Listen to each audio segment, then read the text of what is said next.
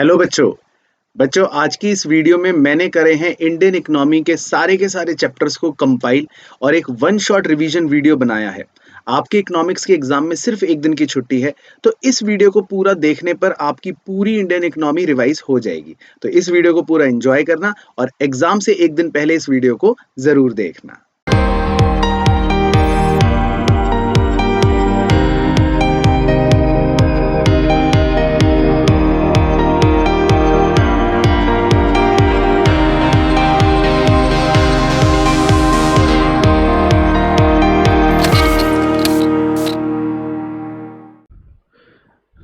तो चैप्टर का नाम है Indian economy on the eve of independence. बस आप अपनी स्क्रीन पर फोकस करना। इसमें सबसे पहले ये बताया था कि कॉलोनियल रूल जो है वो क्या होता है। कॉलोनियल रूल बेसिकली था कि जिसमें एक कॉलोनी होती है, मतलब बहुत सारी कॉलोनियाँ होती हैं, और एक रूलिंग कंट्री होती है। तो रूलिंग कंट्री जो है वो नियम बनाती है अपनी सारी कॉलोनीज के लिए।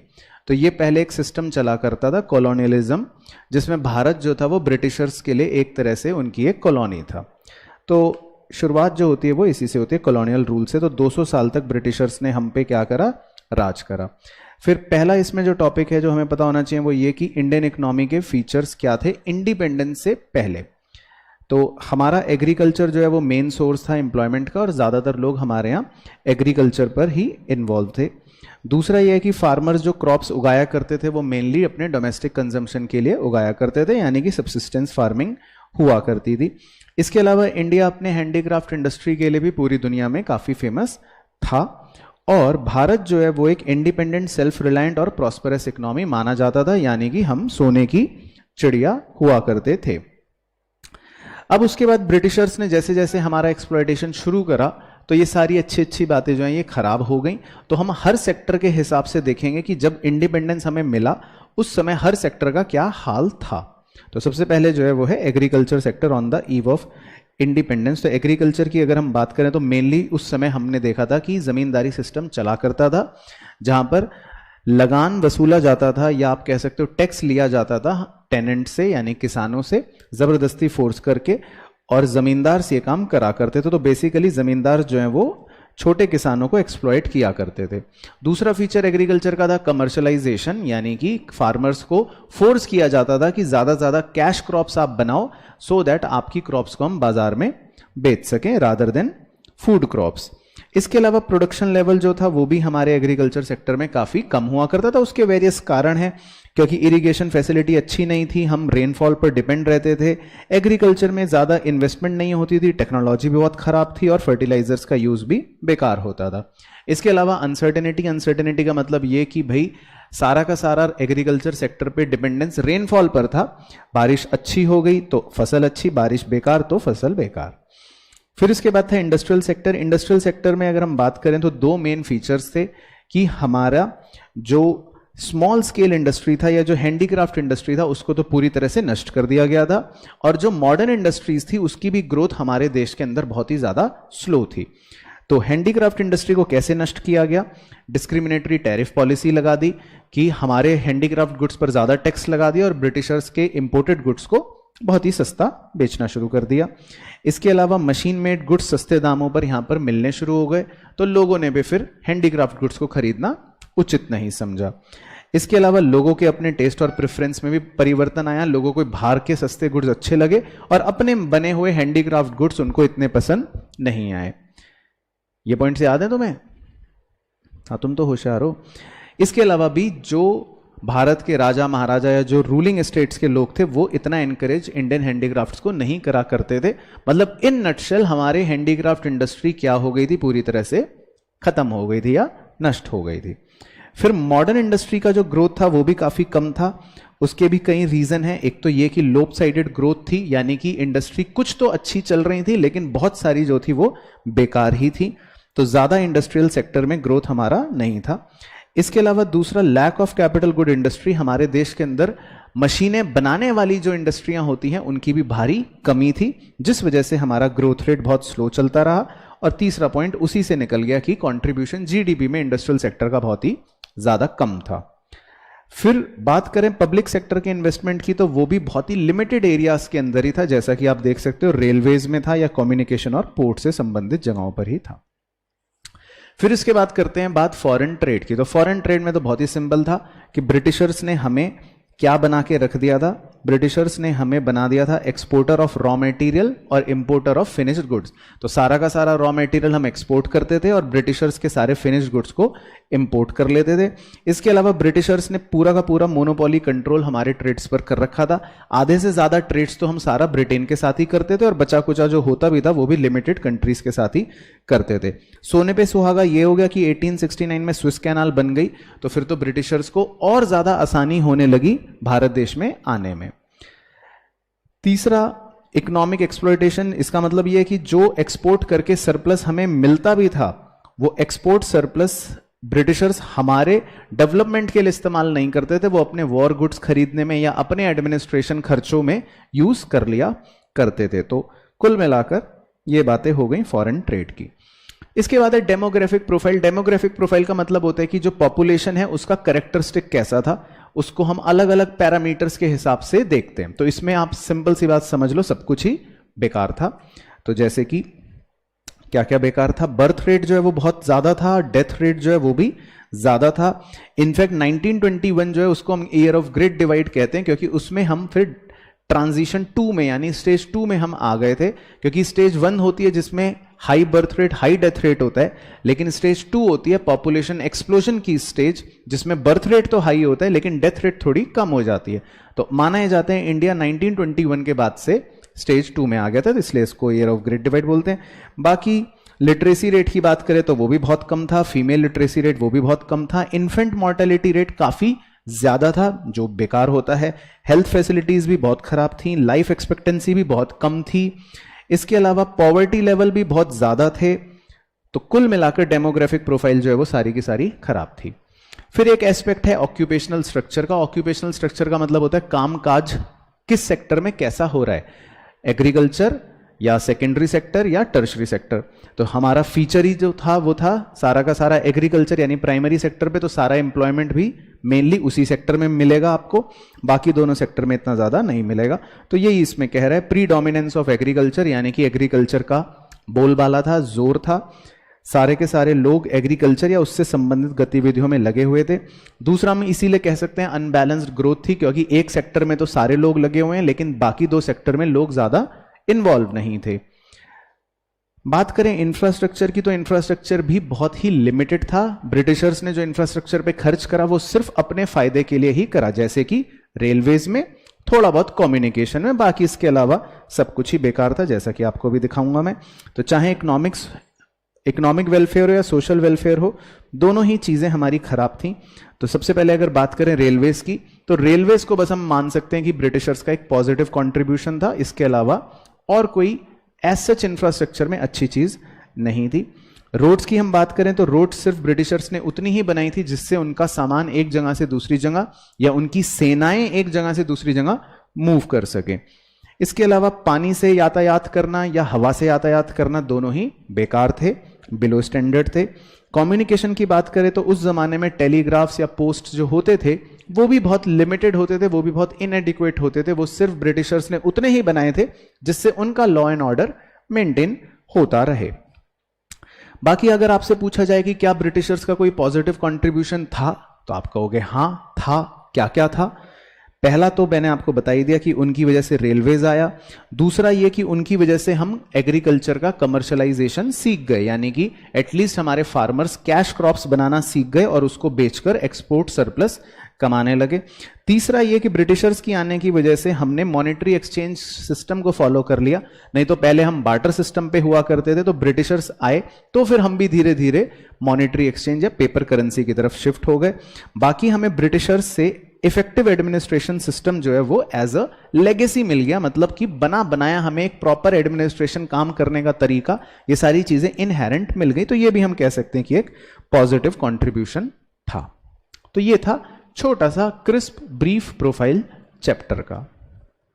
तो हमारे चैप्टर का नाम है इंडियन इकोनॉमी 1950 से लेके 1990 तक, ठीक है। तो इसके अंदर हमको बहुत सारी बातें देखनी है कि क्या क्या हुआ हमारे 40 साल में।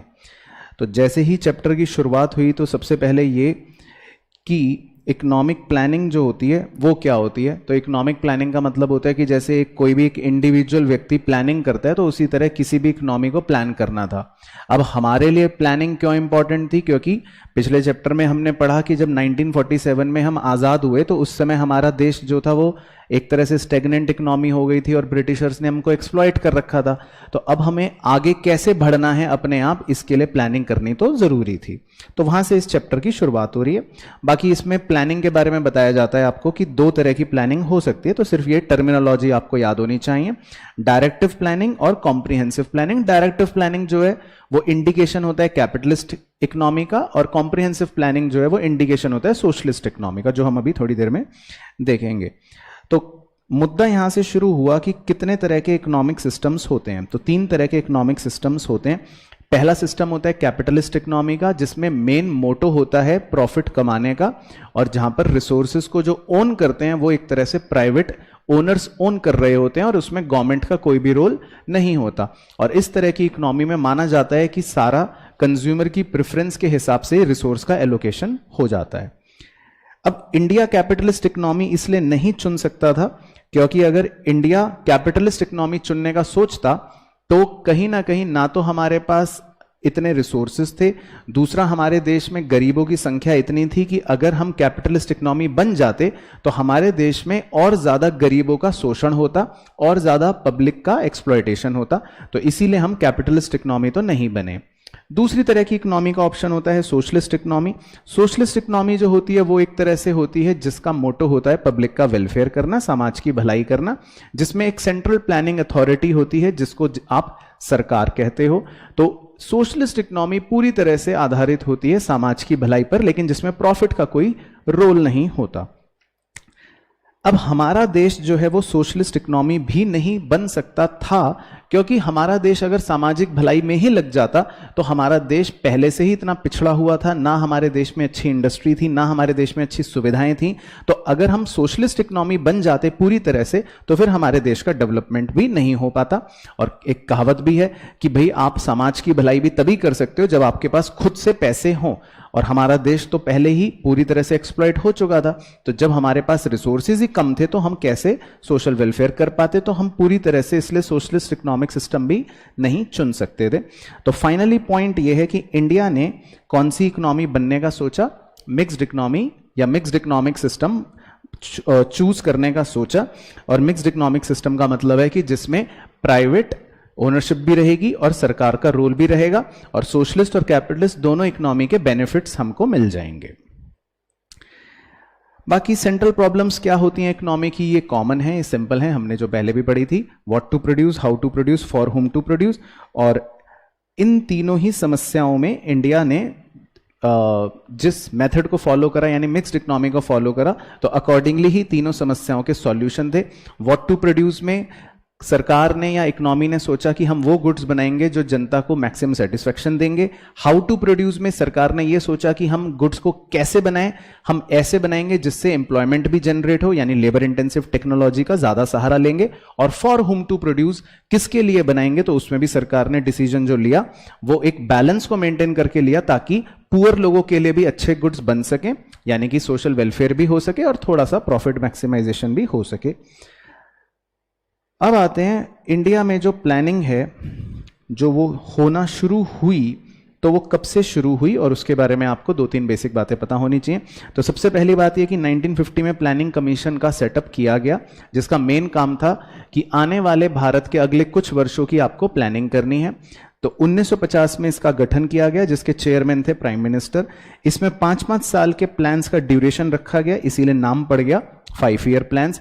रिसेंटली इसको 2015 में प्लानिंग कमीशन को रिप्लेस करके नीति आयोग ने जगह ले ली है। आपके लिए जो सबसे इंपॉर्टेंट है वो ये कि 5 ईयर प्लान्स जो होते हैं उनके गोल्स क्या होते हैं। तो उनके लिए आपको एक छोटा सा कोड याद रखना है। आपने बचपन में सबने जेम्स की कैडबरी वाली गोलियां खाई होंगी, तो जेम्स कोड से आप इनके 4 गोल्स को याद रख सकते हो। जी का मतलब हो गया ग्रोथ, तो ग्रोथ का मतलब यह है कि जीडीपी जो है वो बढ़ना चाहिए देश का, पहला गोल ये है। ई का मतलब है इक्विटी, इक्विटी का मतलब होता है कि अमीर और गरीब के बीच में जो भेदभाव है या वेल्थ का डिस्ट्रीब्यूशन है वो थोड़ा इक्विटेबल होना चाहिए। तो ध्यान रखना इक्विटी का मतलब इक्वालिटी नहीं होता। अगर आप उस चित्र को देखेंगे तो उसमें अगर हम तीनों लोगों को एक एक डब्बा दे देंगे तो दैट इज इक्वालिटी। लेकिन जिसको जरूरत ज्यादा है उसे ज्यादा देना चाहिए और जिसको जरूरत नहीं है उसे नहीं देना चाहिए, इसको इक्विटी कहते हैं, जो आप राइट वाली इमेज में देख रहे हैं। तो जो आदमी ऑलरेडी लंबा है उसको डब्बा देने की जरूरत नहीं है और जो छोटा है उसको 2 डब्बे दे दिए। तो इक्विटी का मतलब हो गया ये। सेम वे तीसरा है जेम्स कोड में एम का मतलब है मॉडर्नाइजेशन। मॉडर्नाइजेशन का मतलब है कि आप नई टेक्नोलॉजी का भी सहारा लेते हो, नंबर 1। और दूसरा, आपके सामाजिक आउटलुक में भी चेंज आना चाहिए, यानी कि लोगों की सामाजिक सोच जो है उसके बदलने को भी मॉडर्नाइजेशन कहते हैं। तो GEM हो गया। S last, self reliance. Self reliance का मतलब है एक तरह से सिंपल भाषा में आत्मनिर्भर। इसमें सरकार का फोकस होता है कि हम कम से कम बाहर की सहायता लें, यानी कि कम से कम बाहर से इंपोर्ट्स करें और अपने गुड्स खुद ही इंडिया में बना लें। इसके बाद कुछ जनरल शॉर्ट पीरियड गोल्स और ऑब्जेक्टिव्स थे, अलग अलग प्लान्स के, जो आपको सिर्फ रीड करने हैं, इसलिए मैं इसको थोड़ा फास्ट फॉरवर्ड कर रहा हूं।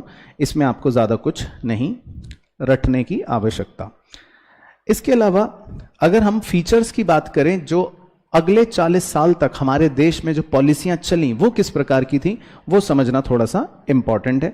तो सबसे पहला था heavy reliance on public sector, यानी कि सरकार ने पब्लिक सेक्टर को एक ड्राइविंग सीट पर बैठा रखा था। तो बहुत सारी इंडस्ट्रियां जो थी वो कौन कंट्रोल करता था? पब्लिक सेक्टर कंट्रोल करता था। तो यहां पे लिखा है कि इंडस्ट्रियल पॉलिसी रिजोल्यूशन जो 1956 में आया, उसमें पब्लिक सेक्टर के लिए 17 इंडस्ट्रियों को रिजर्व कर दिया गया और जबकि प्राइवेट वालों को सिर्फ 12 इंडस्ट्रियां ही दे दी थी। इसके अलावा दूसरा है regulated development of private sector, यानी कि प्राइवेट सेक्टर वालों को डेवलप करने के लिए काफी रोकथाम होती थी, यानी कि उन पे काफी रिस्ट्रिक्शंस लगाए जाते थे, उनको लाइसेंस लेना पड़ता था, इस तरह की बाधाएं होती थी। तीसरा, स्मॉल स्केल इंडस्ट्री को भी प्रोटेक्शन देना चाहती थी सरकार और बहुत सारे गुड्स को रिजर्व कर दिया था इसीलिए स्मॉल स्केल इंडस्ट्री के लिए। तो सरकार का फोकस क्या था कि जो हमारे देश की स्मॉल स्केल इंडस्ट्रीज हैं उनको हम बचा के रखें फॉरेन कंपटीशन से, तो बहुत सारे गुड्स उनके लिए रिजर्व कर दिए और बड़ी इंडस्ट्रियों को रेगुलेट करना शुरू कर दिया। इसके अलावा सरकार का पॉलिसी में एक था कि बहुत सारी हैवी इंडस्ट्रीज का डेवलपमेंट सरकार ने करना शुरू करा, जिसमें मेनली बिजली जनरेशन, इंजीनियरिंग मतलब कैपिटल गुड्स या आयरन एंड स्टील इंडस्ट्री। बाकी सरकार का फोकस एक ये भी था कि लोग जो हैं वो ज्यादा बचत करें और जब बचत ज्यादा होगी तो ज्यादा निवेश होगा। तो कहीं ना कहीं सरकार का फोकस इन 40 सालों में लोगों को यह प्रमोट करना भी था कि आप ज्यादा सेविंग करें, क्योंकि इकोनॉमी में ज्यादा सेविंग होगी तो इकोनॉमी में फिर इन्वेस्टमेंट भी ज्यादा होगी। इसके अलावा सरकार चाहती थी कि हमारे लोग जो हैं वो विदेशों से सामान ना खरीदें और हमारी इंडस्ट्रियों को फॉरेन कंपटीशन से बचाया जाए। तो इसीलिए सरकार ने बहुत सारी इंपोर्ट ड्यूटी या बहुत सारा क्वांटिटेटिव रिस्ट्रिक्शंस लगा रखा था अगर आप फॉरेन गुड्स मंगवाते हो तो। इसके अलावा सरकार ने इंपोर्ट सब्स्टिट्यूशन पर भी फोकस करा। सरकार कहती थी कि आप बाहर से कोई भी सामान ना मंगवाओ, वही सामान हम इंडिया में बना लेंगे। और इसके अलावा सरकार बाहर से आने वाले पैसे को भी रिस्ट्रिक्ट करा करती थी, यानी कि फॉरेन कैपिटल जो है उसको रोका जाता था। हम ज्यादा पैसे नहीं चाहते थे कि फॉरेनर्स हमारे देश में निवेश करें। जब आप नेक्स्ट चैप्टर पढ़ोगे तो बड़ी ध्यान से लिंक करना इन सारी 8 बातों को। ये सारी 8 बातों या 8 बातें जो हैं ये हट जाएंगी, क्योंकि जब हम नेक्स्ट चैप्टर पढ़ते हैं जिसमें इन 40 सालों के बाद जो सबसे बड़ी क्रांति यानी कि रिफॉर्म्स आते हैं 1991 में, उन रिफॉर्म्स में आपको यह सिखाया जाएगा कि ये सारी बातों को हटा देते हैं। लेकिन फिलहाल इस चैप्टर में पब्लिक सेक्टर का रोल ज्यादा था, प्राइवेट सेक्टर का रोल कम था। हम अपनी स्मॉल स्केल इंडस्ट्रियों को बचा के रखना चाहते थे, हम ज्यादा इंपोर्ट ड्यूटी लगाते थे और हम फॉरेन पैसों को भारत देश में आने से भी रोकते थे। यह हमारा मोटा मोटा पॉलिसी का स्ट्रक्चर था। फिर दूसरा हमें यह पता होना चाहिए कि क्या हमारी प्लानिंग सक्सेसफुल रही।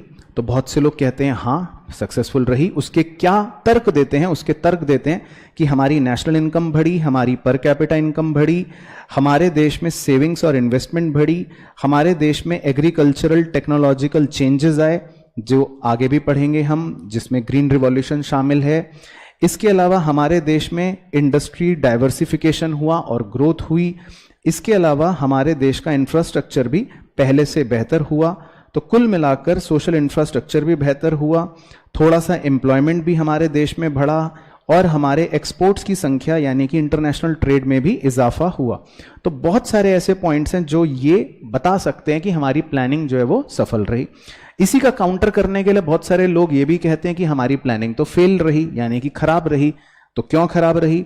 रीजंस ये हैं कि हमारे देश में गरीबी आज भी एक समस्या रही, वो अभी तक कम नहीं हुई। महंगाई हमारे देश में बहुत ज्यादा बढ़ गई, आज भी बहुत सारे लोग बेरोजगार हैं, अनएम्प्लॉयमेंट क्राइसिस है। तो ये सारे वो पॉइंट्स हैं जो फेलियर दर्शाते हैं। इंफ्रास्ट्रक्चर आज भी इनएडिक्वेट है, मतलब जितना होना चाहिए उतना नहीं है। इसके अलावा डिस्ट्रीब्यूशन बहुत ही ज्यादा स्क्यूड है। स्क्यूड डिस्ट्रीब्यूशन का मतलब होता है अमीर तो और ज्यादा अमीर होता जा रहा है, लेकिन गरीब बेचारा और ज्यादा गरीब होता जा रहा है। तो इन टोटैलिटी हम अगर कह भी दें कि हमारी ग्रोथ हो रही है, लेकिन उस ग्रोथ के पीछे, उस डिस्ट्रीब्यूशन के पीछे स्क्यूनेस बहुत ज्यादा है। स्क्यूनेस का मतलब हो गया भेदभाव बहुत ज्यादा है। तो कई लोगों ने यह कहा कि प्लानिंग जो थी वो एक फेलियर भी थी। अब आते हैं जी, सबसे पहले हम एग्रीकल्चर सेक्टर के बारे में यहां पे आपके साथ चर्चा करेंगे कि इन 40 सालों के भीतर एग्रीकल्चर सेक्टर में क्या क्या हुआ। तो एग्रीकल्चर सेक्टर के अंदर जो रिफॉर्म्स आए, हम उनको दो पार्ट्स में डिवाइड करके आपके साथ पेश कर सकते हैं। एक को हम कह सकते हैं इंस्टीट्यूशनल रिफॉर्म्स और एक को हम कह सकते हैं टेक्निकल रिफॉर्म्स। तो इंस्टीट्यूशनल रिफॉर्म्स की पहले आपके साथ बात कर लेता हूं। तो सबसे पहले लैंड रिफॉर्म्स।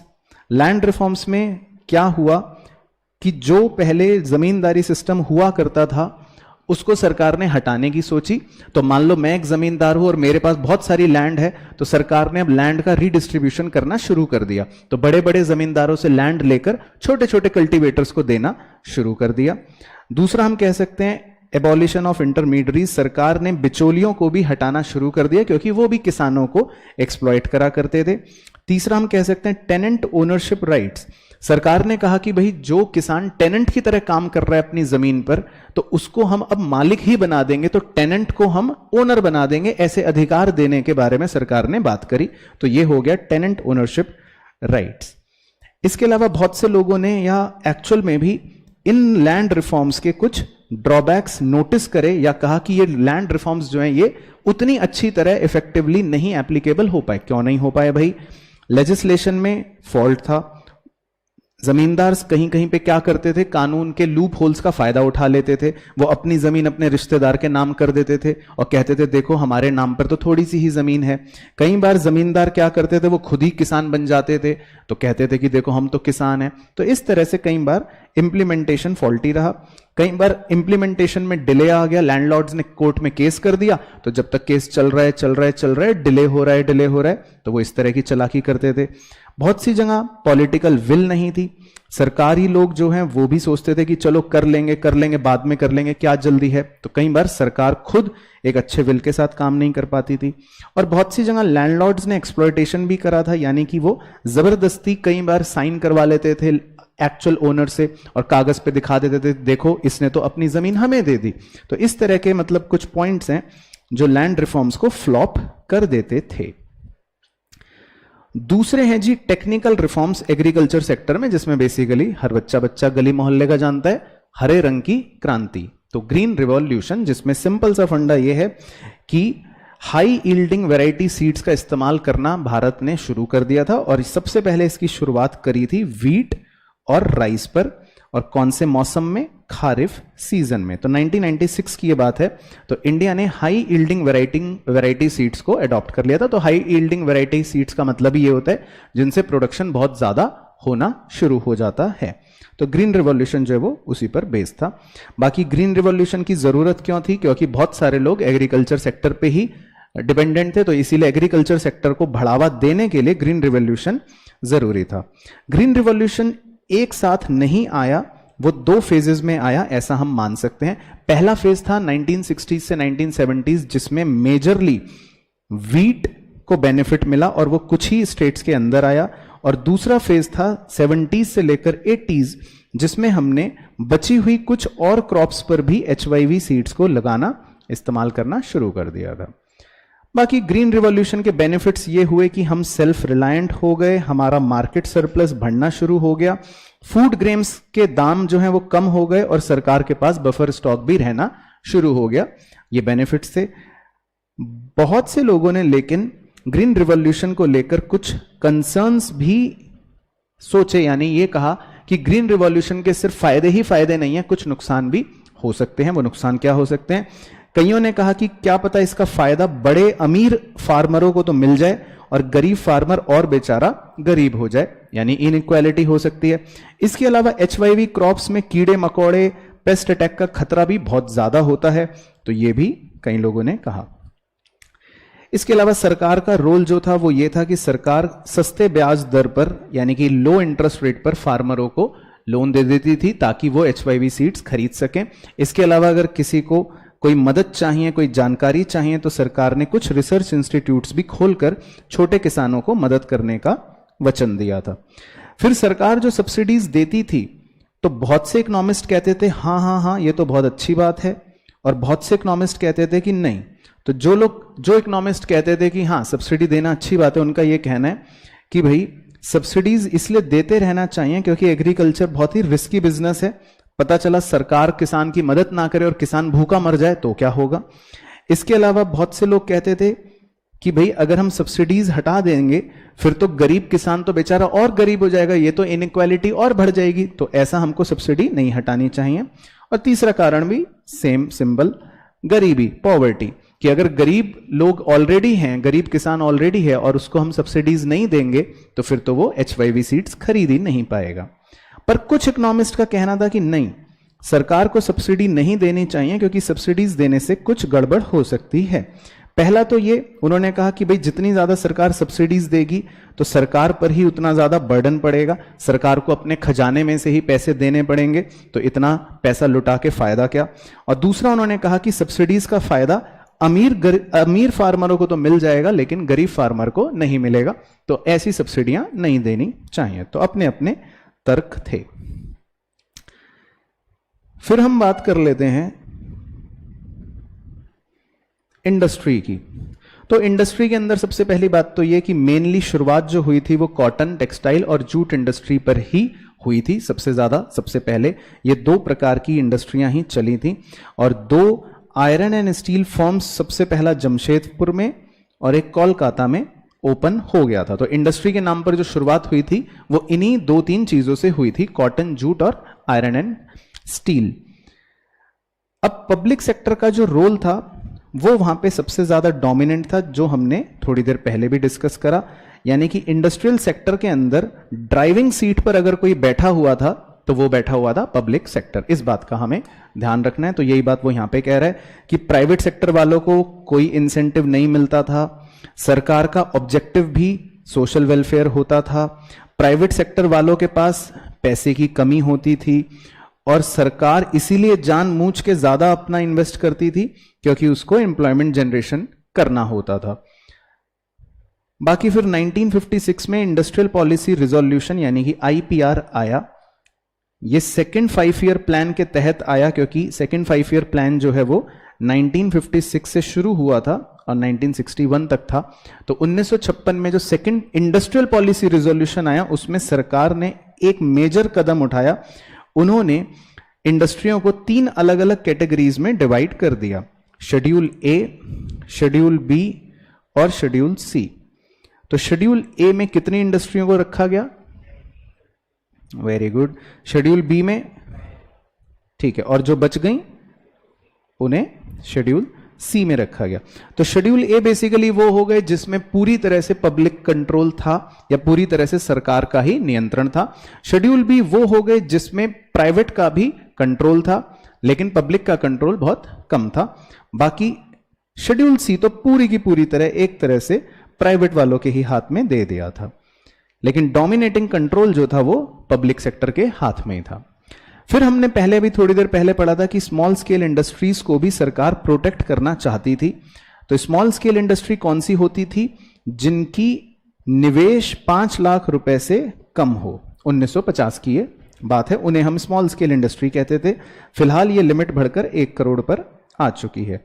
तो सरकार चाहती थी कि स्मॉल स्केल इंडस्ट्रीज को बड़ी बड़ी फर्म से प्रोटेक्शन मिले, इसीलिए सरकार ने बहुत सारे प्रोडक्ट्स उनके लिए क्या कर दिए थे?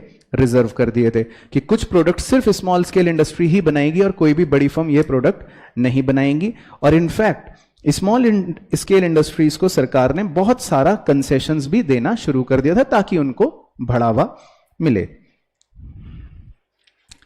तीसरा और आखिरी जो पिलर हमें इसमें समझना है वो है फॉरेन ट्रेड पॉलिसी, कि सरकार जो है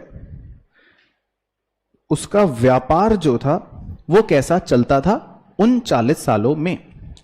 तो सरकार के अगर मैं व्यापार की बात करूं तो हमारी पॉलिसी जो थी वो थी इनवर्ड लुकिंग ट्रेड स्ट्रेटेजी, मतलब कि अंदर देखो बाहर नहीं देखो।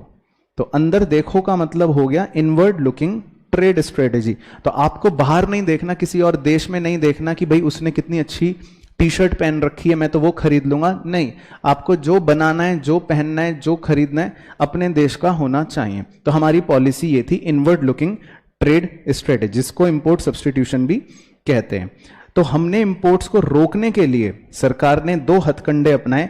ज्यादा टैक्स लगा दिया कि अगर आप इंपोर्ट करोगे तो हम आपसे बहुत ज्यादा टैक्स लेंगे, और दूसरा क्वांटिटेटिव रिस्ट्रिक्शंस लगा दी कि भाई अगर आप इंपोर्ट कर भी रहे हो तो 50 से ज्यादा टी शर्ट नहीं मंगवा सकते, 10 से ज्यादा जूते नहीं मंगवा सकते। ये मैं ऐसे ही बोल रहा हूं मतलब समझाने के लिए। तो इस तरह की बहुत सारी कोटाज सरकार ने लगा दिए। तो सरकार क्यों ऐसा करती थी? सरकार क्यों इंपोर्ट सब्स्टिट्यूशन को बढ़ावा देती थी? ताकि फॉरेन कंपटीशन से हमारे लोगों को या हमारी छोटी इंडस्ट्रियों को बचाया जा सके और हमारे फॉरेन एक्सचेंज में भी बचत हो जाए, क्योंकि हमारे हालात तो बहुत खराब ही थे। आपको पता है हमारे पास फॉरेन एक्सचेंज तो बहुत कम बचा हुआ था। इसके अलावा सरकार ने 1950 से लेकर 1990 तक जो ये पॉलिसी फॉलो करी, इंडस्ट्रियल पॉलिसी, तो इसका कह रहा है कि क्या इफेक्ट हुआ। तो ये वैसे सेम पॉइंट्स हैं जो हमने ऑलरेडी पढ़े थे कि हमें फॉरेन कंपटीशन से प्रोटेक्शन मिली, इंडस्ट्रियल डाइवर्सिफिकेशन हो गया, जीडीपी में कंट्रीब्यूशन भी इंडस्ट्रियल सेक्टर का बढ़ गया, और स्मॉल स्केल इंडस्ट्रीज को भी हमने प्रमोट कर दिया। बाकी इंडस्ट्रियल डेवलपमेंट का भी अगर हम देखें कि जो इनवर्ड लुकिंग ट्रेड पॉलिसी थी उससे हमें यह फायदा हुआ कि हमारे इंपोर्ट्स जो है वो काफी कम हो गए। तो उससे हमारे कंज्यूमर्स को लो क्वालिटी प्रोडक्ट जो है वो मिलने शुरू हुए, क्योंकि जितना अच्छा सामान बाहर से बन के आता था वो हम नहीं बना पाते थे। इसके अलावा हमारा पब्लिक सेक्टर जो था वो नकारा था, ये भी हमने देखने को मिला। इसके अलावा बहुत से बिग इंडस्ट्रियलिस्ट ने लाइसेंसिंग को मिसयूज करना शुरू कर दिया था। तो जिसे लाइसेंस मिल गया वो फिर अपने आप अब दूसरे लोगों को रोकता था उस जगह आने में या अपनी नई इंडस्ट्री सेटअप करने में। तो लाइसेंस मिलने पर कोई भी बड़ा इंडस्ट्रियलिस्ट मिसयूज करना शुरू कर देता था। और पब्लिक सेक्टर के इवैल्यूएशन की अगर हम बात करें तो वो लोगों की भलाई तो कर रही थी लेकिन वो एडिक्वेट मुनाफे नहीं कमा पा रही थी। तो इसलिए ज्यादातर पीएसयूज नुकसान में चल रही थी। तो बस कंक्लूजन यही है, एग्रीकल्चर सेक्टर में, इंडस्ट्रियल सेक्टर में और ट्रेड सेक्टर के अंदर। तो ये था पूरा 40 साल का ब्यौरा। क्लियर? तो चैप्टर का नाम है इकोनॉमिक रिफॉर्म सिंस 1991। तो बेसिकली ये जो चैप्टर है इसको बहुत सारे बच्चे एलपीजी के नाम से जानते हैं, ठीक है ना। अब इस चैप्टर का बेस क्या था पहले उसको थोड़ा सा याद दिलवा देता हूं क्योंकि आप भूल गए होंगे। इस चैप्टर से पहले तक जो हमने इंडियन इकोनॉमी पढ़ी होती है उसमें यह होता है कि 1990 तक हमारे देश के अंदर जो पब्लिक सेक्टर होता है उसको ज्यादा डोमिनेंट रोल दे रखा होता है। दूसरा, हमारे देश में जो भी स्मॉल स्केल इंडस्ट्रीज होती हैं उनको प्रोटेक्ट करके हमने चला, उस हिसाब से हमने अपनी इंडस्ट्रियल पॉलिसियां बनाई होती हैं। और दूसरा, हमारी इकोनॉमी जो है वो कहीं ना कहीं एक क्लोज्ड इकोनॉमी की तरह काम कर रही होती है, यानी कि हम बहुत ज़्यादा खुल के दूसरे देशों के साथ व्यापार नहीं कर रहे होते हैं और हम इंपोर्ट्स को रोकते हैं, यानी कि इंपोर्ट्स को हम रिस्ट्रिक्ट करते हैं और इंपोर्ट को सब्सटीट्यूट करने की भी कोशिश करते हैं। अब फिर ऐसा करते करते 1990 तक पहुंचते पहुंचते हमारे देश के जो फाइनेंशियल रिजर्व्स थे वो काफी कम हो गए थे। हमारे बैलेंस ऑफ ट्रेड पर या बैलेंस ऑफ पेमेंट पर बहुत ज्यादा क्राइसिस हो गया था। तो अब कोई ना कोई ऐसा रिफॉर्म या कोई ना कोई ऐसा स्टेप उठाना जरूरी हो गया था जो अब हमारे देश के हालातों को सुधार सके। वहां से इस चैप्टर की शुरुआत होती है, ठीक है। तो सारी चीजें इसमें मैं आपको अपने साथ फटाफट कवर करवा देता हूं।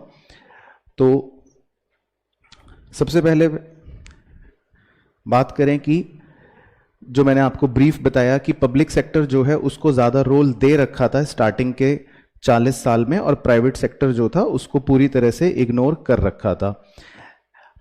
पब्लिक सेक्टर जो है वो बहुत ही ज़्यादा इन्वेस्टेड था, यानी कि सरकार ने ज़्यादा इन्वेस्टमेंट पब्लिक सेक्टर के अंदर कर रखी थी, और प्राइवेट सेक्टर का निवेश जो था वो हमारे देश में काफ़ी कम था। लेकिन पब्लिक सेक्टर जो है वो आप जानते हैं कि उसकी वजह से ग्रोथ और डेवलपमेंट जो है वो बहुत ही ज़्यादा हैम्पर्ड रही, यानी कि स्लो रही, या ये कह सकते हैं कि देश का उतना ज़्यादा डेवलपमेंट नहीं हुआ 40 वर्षों तक जितना हो सकता था। अब उसके कुछ मैं आपको कारण दिखाता हूं कि क्यों 1991 में रिफॉर्म्स की आवश्यकता पड़ी। तो सबसे पहला जो मेन टॉपिक आपको पता होना चाहिए वो ये पता होना चाहिए, या उसके बारे में नॉलेज होनी चाहिए कि रिफॉर्म्स की, इकोनॉमिक रिफॉर्म्स की आवश्यकता क्यों पड़ी। तो उसको बोलते हैं रीजंस फॉर इकोनॉमिक रिफॉर्म्स। तो इसका छोटा सा आप कोड भी याद करके रख सकते हो समझने के लिए। इसका कोड का नाम है साइड, SIDE। तो देखो, पहला रीजन जो मैंने आपको बताया कि हमारे जो फॉरेन एक्सचेंज रिजर्व्स थे वो बहुत ज़्यादा कम हो गए थे, यानी कि उनकी शॉर्टेज थी। तो हमने अपने फॉरेन एक्सचेंज रिजर्व्स को जब देखा तो वो बहुत ही कम लेवल पर आ चुके थे। इनफैक्ट हमारे पास इतना भी पैसा नहीं था कि हम अपने 2 हफ्तों से ज़्यादा के इंपोर्ट्स को फाइनेंस कर पाएं। दूसरा कारण हो गया इनएफिशिएंट मैनेजमेंट। जैसा कि मैंने आपको पहले बताया कि ज़्यादातर हमने डोमिनेंट रोल पब्लिक सेक्टर को दे रखा था। तो पब्लिक सेक्टर तो आपको पता ही है कि नाकारा थी या निकम्मी थी, यानी कि वो अच्छी से काम नहीं करती थी। तो ये भी कहीं ना कहीं एक कारण था इकोनॉमिक रिफॉर्म्स के आने का। तीसरा SID, डी का मतलब हो गया डेट्स या डेट्स बर्डन। हमारे देश ने जो बोरो कर रखा था या जो पैसा ले रखा था उधार पे, वो बहुत ज़्यादा हो गया था। तो जिसको हम कह सकते हैं कि हमारे देश के ऊपर डेट्स का बर्डन भी बढ़ गया था। सरकार के उल्टे सीधे खर्चे ज़्यादा हो गए थे, और वो भी कहीं ना कहीं एक फाइनेंशियल क्राइसिस का संकेत था। और SIDE का मतलब हो गया इफेक्ट ऑफ इन्फ्लेशनरी प्रेशर। हमारे देश के अंदर 1991 तक पहुंचते पहुंचते जितनी भी ज़रूरत के सामान थे, यानी कि जो एसेंशियल गुड्स थे, उनके दाम बहुत ज़्यादा महंगे हो गए थे, यानी कि सिंपल भाषा में कह सकते हैं कि बहुत ही ज़्यादा इन्फ्लेशन हो गया था। तो 4 ऐसे रीज़न थे जिनकी वजह से हमारे देश के अंदर इकोनॉमिक रिफॉर्म्स को लाना ज़रूरी हो गया था। तो इसी को हम कह सकते हैं कि ये थे इकोनॉमिक रिफॉर्म्स के रीज़न। अब इकोनॉमिक रिफॉर्म्स की शुरुआत कैसे हुई या इकोनॉमिक रिफॉर्म्स किसे कहा जा सकता है, बहुत ही सिंपल सी पॉइंट है, आपको याद भी हो शायद। इकोनॉमिक रिफॉर्म्स का मतलब ये था कि हमने वर्ल्ड बैंक और IMF यानी इंटरनेशनल मॉनेटरी फंड, जो 2 सबसे बड़े फाइनेंशियल सोर्सेज हैं किसी भी कंट्री के लिए, उनसे हमने मदद मांगी। तो उन्होंने कुछ ऐसी शर्तें रखी जिन्हें हमें मानना पड़ा, और उनकी शर्तों को मानने के बाद हमें कितने बिलियन डॉलर्स मिले, $7 बिलियन का लोन मिल गया, या कह लो मदद मिल गई। तो उनकी जो शर्तें थीं बेसिकली वो ही इस चैप्टर की बुनियाद बन गई। तो उन्होंने जो भी शर्तें रखी उनको आप 3 नामों से जानते हो, लिबरलाइजेशन, प्राइवेटाइजेशन और ग्लोबलाइजेशन। तो वो शर्तें हम पढ़ेंगे आगे थोड़ा सा, और आपको मैं बता दूंगा। तो सबसे पहले जो पॉलिसीज थी या जो मेजर्स थे जो यहां पर लिए गए, उनको 2 तरह से कैटेगराइज किया जा सकता है। तो ये दोनों कीवर्ड्स हैं, इन्हें एग्जाम के लिए जरूर याद रखना। मैं बादल बना देता हूं। एक को बोलते हैं स्टेबलाइजेशन मेजर्स और दूसरे को बोलते हैं स्ट्रक्चरल रिफॉर्म्स। स्टेबलाइजेशन मेजर्स का मतलब होता है शॉर्ट टर्म। जैसे फॉर एग्जांपल आपके पेट में दर्द हुआ तो तुरंत आपको राहत देने के लिए डॉक्टर कहेगा चलो ये दवाई ले लो, ठीक है ना। तो इसी तरह जब इकोनॉमी बिल्कुल बिगड़ी हुई है, इकोनॉमी की ग्रोथ और डेवलपमेंट रुकी हुई है, तो तुरंत शॉर्ट टर्म मेजर्स को हम बोलते हैं स्टेबलाइजेशन मेजर्स। लेकिन पेट दर्द ठीक होने के बावजूद भी डॉक्टर अब आपको कुछ सलाह देगा, कहेगा देखो अब आपको बाहर का खाना नहीं खाना, आपको पानी ज्यादा पीना है, आपको अच्छी चीजें करनी है। तो जो लॉन्ग टर्म मेजर्स होते हैं, जो ओवरऑल आपके स्ट्रक्चर को बदल सकते हैं, उन्हें बोलते हैं हम स्ट्रक्चरल रिफॉर्म्स। तो इसी तरह देश के अंदर भी कुछ ऐसे कदम उठाए गए जिनका नजरिया था लंबी अवधि का, जो देश के स्ट्रक्चर को ही बदलना चाहते थे।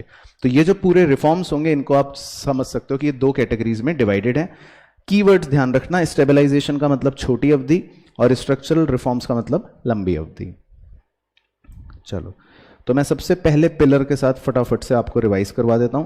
पहले पिलर का नाम था लिबरलाइजेशन, सब जानते ही हैं। लिबरलाइजेशन का मतलब होता है, सबसे सिंपल वर्ड याद रखना, छूट। छूट का मतलब हो गया कि भाई पहले जो रिस्ट्रिक्शंस होती हैं किसी भी चीज की, अगर उन रिस्ट्रिक्शंस को हटा दिया जाए तो उसको सिंपल भाषा में कहते हैं लिबरल हो जाना, यानी कि फ्री कर देना। तो यहां पर इसके लिबरलाइजेशन के ही अपने अंदर 5 मेन स्तंभ हैं, या 5 मेन ऐसे आप मान लो सेक्टर्स हैं जिनके अंदर लिबरलाइजेशन हुआ। तो वो क्या क्या थे sir? Financial sector reforms, foreign exchange reforms, trade and investment पॉलिसियां या रिफॉर्म, टैक्स रिफॉर्म और इंडस्ट्रियल सेक्टर रिफॉर्म। तो फटाफट से पांचों के बारे में मैं ब्रीफ आपको बताता चलता हूं। तो सबसे पहले फाइनेंशियल सेक्टर रिफॉर्म्स, ठीक है। फाइनेंशियल सेक्टर रिफॉर्म्स का मतलब हो गया कि आप थोड़ा सा इसमें फाइनेंशियल सेक्टर वर्ड से पिक कर सकते हो कि इसमें किन की बात होगी, जो भी फाइनेंशियल सेक्टर के अंदर है, यानी कि बैंक्स। तो इसका कोड अगर याद रहे तो आप रख सकते हो FARE। तो 4 बातें इसके अंदर होंगी। देखो क्या क्या है 4 बातें, यहीं पे दिखा देता हूं। फाइनेंशियल सेक्टर रिफॉर्म्स के अंदर हमने सबसे पहली चीज तो फॉरेन इन्वेस्टमेंट्स की लिमिट को धीरे धीरे बैंकों में बढ़ा दिया। यानी कि हमने विदेशियों को बोल दिया, फॉरेनर्स को बोल दिया कि आप चाहो तो अपना पैसा हमारे यहां पर निवेश कर सकते हो और ज्यादा भी कर सकते हो। तो हमने उस लिमिट को बढ़ा दिया।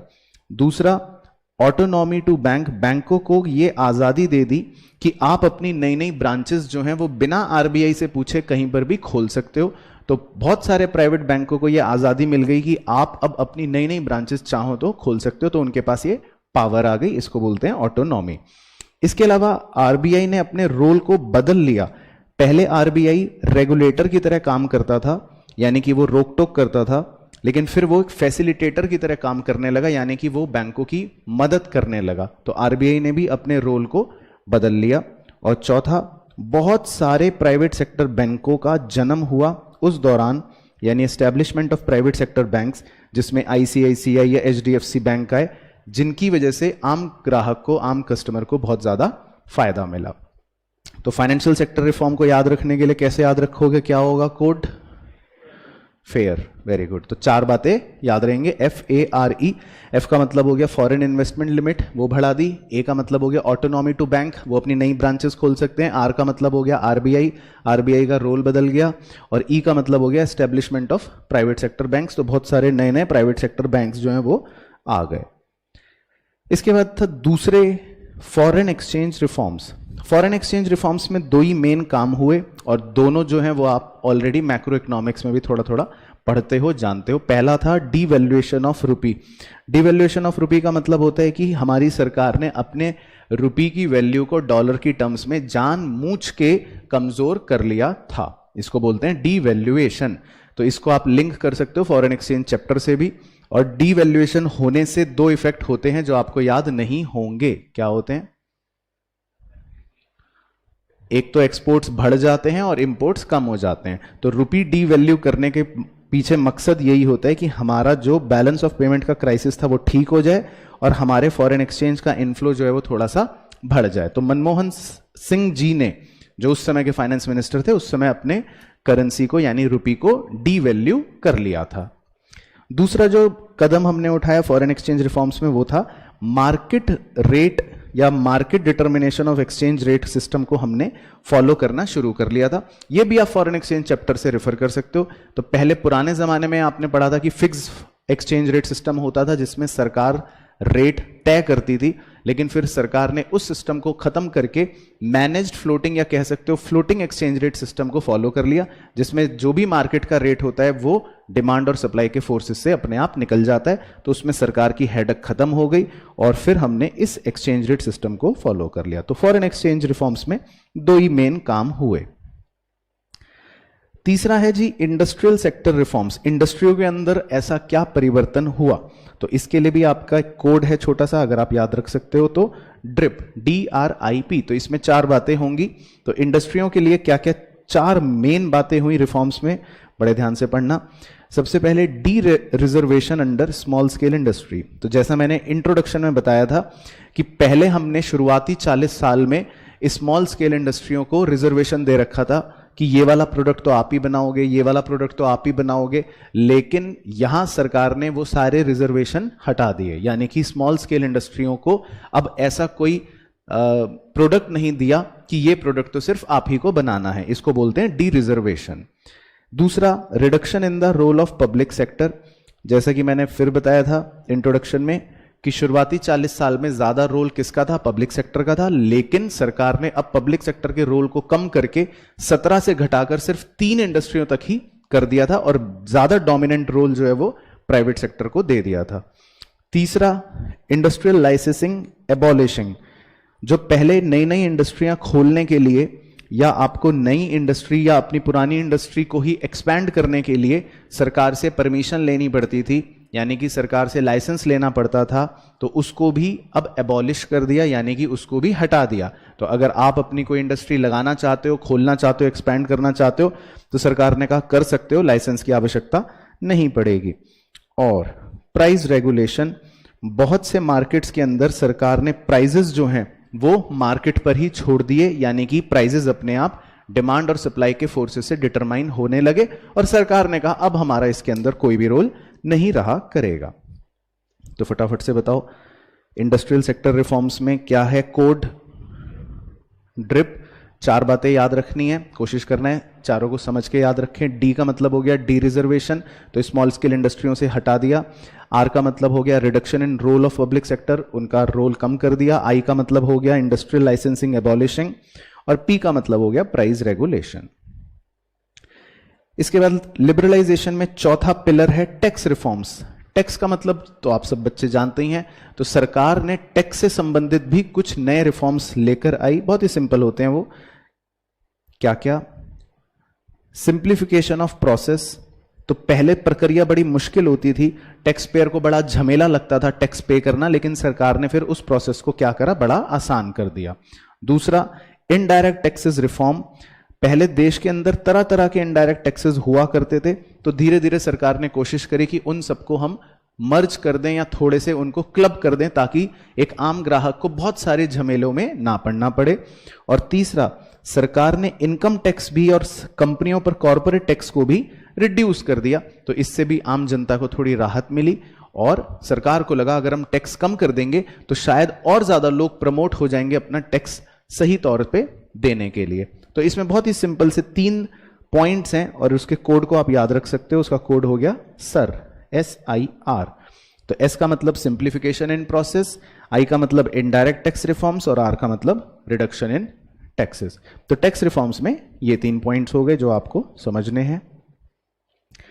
और पांचवा और आखिरी लिबरलाइजेशन का पॉइंट या रिफॉर्म है trade and investment policy reforms. तो trade and investment policy reforms को भी आप नाम से थोड़ा थोड़ा याद रख सकते हो। ट्रेड का मतलब हो गया व्यापार करना, इन्वेस्टमेंट का मतलब हो गया निवेश करना। तो सरकार ने व्यापार और निवेश के लिए भी कुछ पॉलिसी रिफॉर्म्स बनाए। वो क्या थे, पहले कोड बता देते हैं। कोड है उसका फायर, FIRE। तो F का मतलब क्या, fast removal of quantitative restrictions.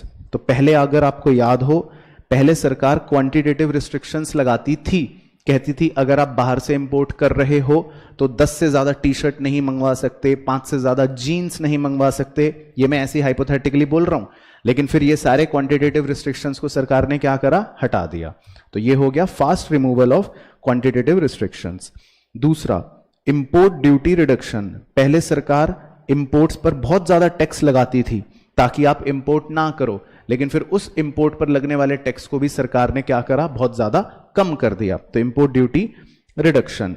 तीसरा, रिलैक्सेशन इन इंपोर्ट लाइसेंसिंग सिस्टम।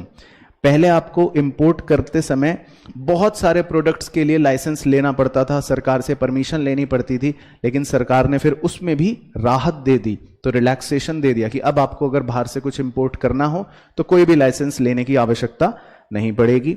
और चौथा, एक्सपोर्ट ड्यूटी रिमूवल, मतलब हटा ही दिया।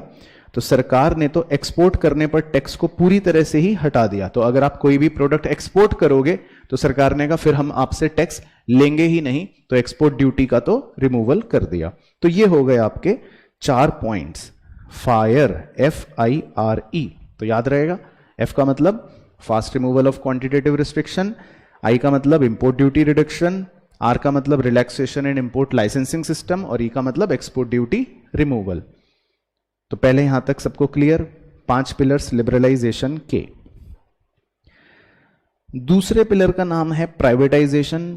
ये सबसे छोटा है और सबसे आसान है। प्राइवेटाइजेशन का मतलब होता है निजीकरण यानी कि सरकार क्या करती है, सरकार अपनी कंपनियों को बेच बूझ करके या उनके एसेट्स को बेचकर या मैनेजमेंट का कंट्रोल कैसे भी करके किनके हाथों में सौंप देती है, प्राइवेट सेक्टर के हाथों में सौंप देती है। तो इसको बोलते हैं प्राइवेटाइजेशन। तो ये यहां पे लिखा है कि ट्रांसफर ऑफ ओनरशिप, मैनेजमेंट या control of public sector enterprises to the private sector. कह रहे हैं इसको दो तरीकों से कर सकते हैं।